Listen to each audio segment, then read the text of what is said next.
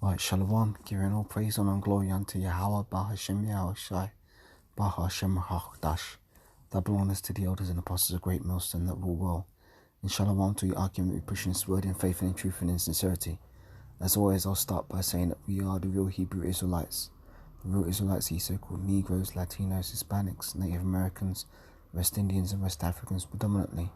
However, you are going to get Israelites who may look like the other nations because Israel has been scattered amongst all people throughout our various captivities, so therefore we're going to look like all people. However, if your seed line goes back to the man in the Bible who was named Jacob, who was then later named Israel, then you too are an Israelite, no matter what you may look like, because your nationality is determined by the seed line of your forefathers, not your mother's. So who your father was determines who you will be. That's the way that Yahweh has set things up. So, just going to do a little very brief lesson here on something I was just meditating on recently. We live in a society where they're always pushing equality, equality, equality. You know, everywhere you go, they're trying to tell you that everybody is equal. Well, that's not the way that the Most High set things up. The Most High put things in order. You know, the scriptures say, let everything be done decently and in order. But what Esau has done, he's perverted and turned the order of Yahweh B'Shem Yahushua upside down in pretty much every way you can possibly imagine. For example, Esau is setting himself up as the kings and rulers of the earth, when in fact the dominion of the earth actually belongs to us, the Israelites, pertaining to Deuteronomy 7 and verse 6. But another area in which Esau has turned things upside down has been in the terms of the relationships between men and women, and particularly in terms of the power that a man holds and the power that a woman holds.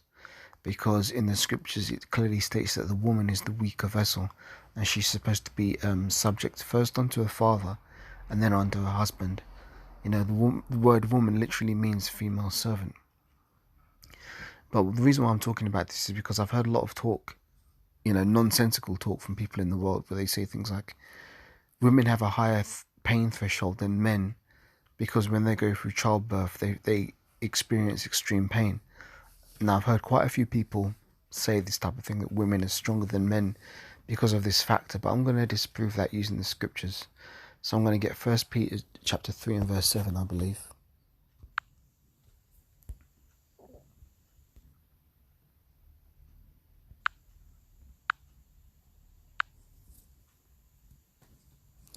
So this is 1 Peter chapter 3 and verse 7. It says, likewise, ye husbands, dwell with them according to knowledge, giving honour unto the wife as unto the weaker vessel, and as being heirs together of the grace of life, that your prayers be not hindered.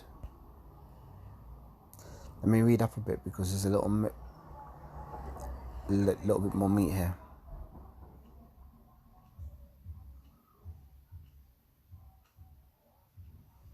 Let me start from 1 Peter chapter 3 and verse 1. It says, likewise, ye wives, be in subjection to your own husbands, that if any obey not the word, they may also be without the word be won by the conversation of the wives, while they behold your chaste conversation coupled with fair, whose adorning let it not be that outward adorning of plaiting the hair, and of weaving of gold, or of putting on of apparel, but let it be the hidden man of the heart, in that which is not corruptible, even the ornament of the meek and quiet spirit, which is in the sight of the Most High of great price.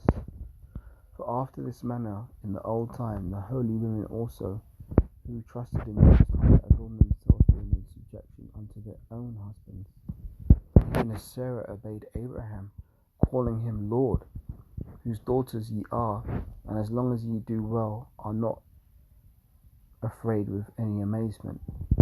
Likewise, ye husbands, dwell with them according to knowledge, giving honour unto the wife as unto the weaker vessel, that's the point, and as being heirs together of the grace of life, that your prayers be not hindered. So that's the point, you know, that scripture proves that the woman is indeed the weaker vessel. So all of this nonsensical talk that you hear in this society, which is very,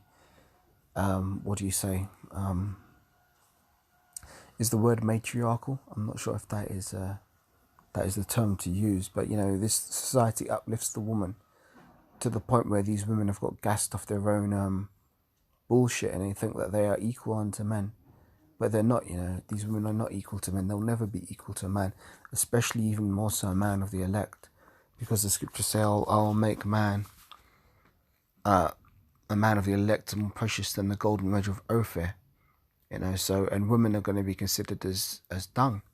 Let me get Micah 7 and 10, I believe.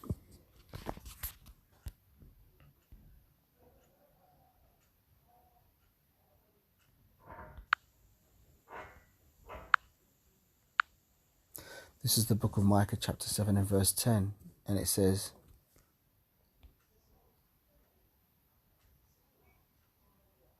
let me start from verse 9.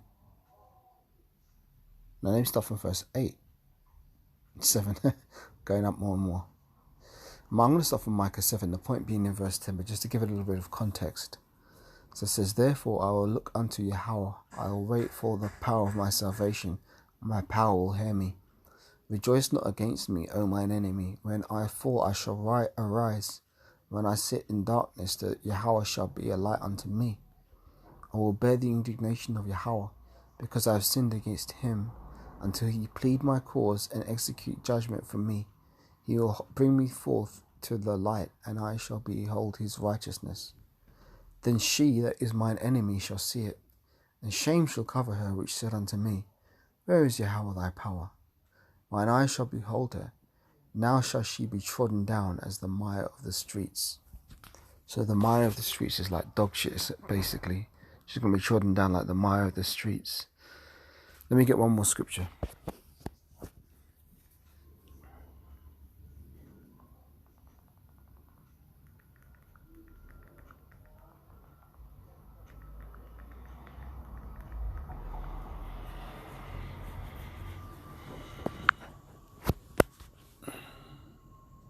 Alright, so the scripture in Micah 7 and 10 just said that these women are going to be considered dung, as the mire of the streets. But what is a man of the elect going to be considered? But a man of the elect going to be considered as in the eyes of Yahweh Bashim Ashai?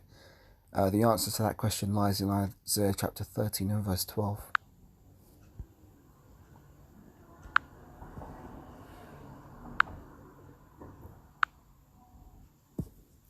This says,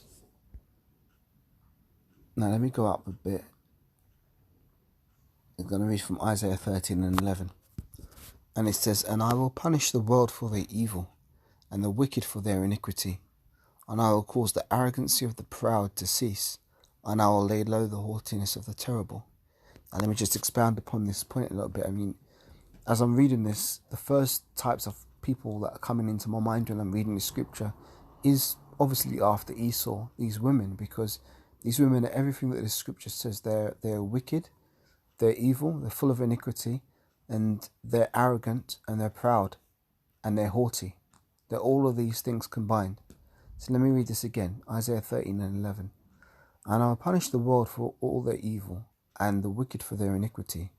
And I will cause the arrogancy of the proud to cease, and I will lay low the haughtiness of the terrible.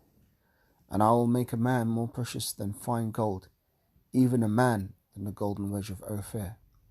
So that's quite a distinction between how the Most High views a man of the elect and how he views the rest of the people of this world, who basically the women fall into that category. They're just, as Apostle Kabar says, second-class citizens, whether they like it or not. The man is the progenitor. Life comes from the man. It's the man who puts his seed in the woman for the woman to give birth to a child. The woman's womb, I hate to say it like this, but it's pretty much a tomb unless a man enters into her and injects the seed of his life into this woman, and then she brings forth a child 9 months later. So I'm going to get one more scripture. Let me get Deuteronomy 7 and 6 to show that the Most High deals with order, and he established an order. This is the Most High speaking to Moses regarding the Israelites. It says, for thou art a holy people unto Yahweh thy power. Yahweh thy power hath chosen thee to be a special people unto himself above all the people that are upon the face of the earth. Yahweh did not set his love upon you, nor choose you because you were more in number than any people, for ye were the fewest of all people. But because Yahweh loved you, and because he would keep the oath which he had sworn unto your fathers, hath Yahweh brought you out with a mighty hand, and redeemed you out of the house of bondmen, from the hand of Pharaoh king of Egypt. Know therefore that Yahweh thy power, he is the Most High, the faithful Most High, which keepeth covenant and mercy with them that love him, and keep his commandments to 1,000 generations, and repayeth them that hate him to their face, to destroy them. He will not be slack to him that hateth him, he will repay him to his face. So I've made the point, men are superior to women, whether you like it or not, and no amount of belly aching or crying or lamenting and moaning is going to change that, because this is the Most High show. It's his world, his universe. He created it, and he set everything in the right order as to which he wants it to be. Now Esau may try and pervert that order, but in the end of the day, the truth will always prevail. You can throw as much dirt as you want on the truth, but the truth is like a plant seed. If you throw a plant seed on the ground and you cover it with dirt, you keep trying to cover it with dirt, what's going to happen? Eventually that seed will sprout, and it will grow up, and it will come to the surface. And that's like the truth. The truth cannot be hidden, and the truth is being manifest in these last days. So with that, giving all praise and all glory unto Yahweh, Bahashem Yahweh Shai, Bahashem HaChadosh, double honors to the elders and apostles of Great Millstone of all well, and shalom to you arguing, pushing this word around the globe in faith and in truth and in sincerity. Shalom.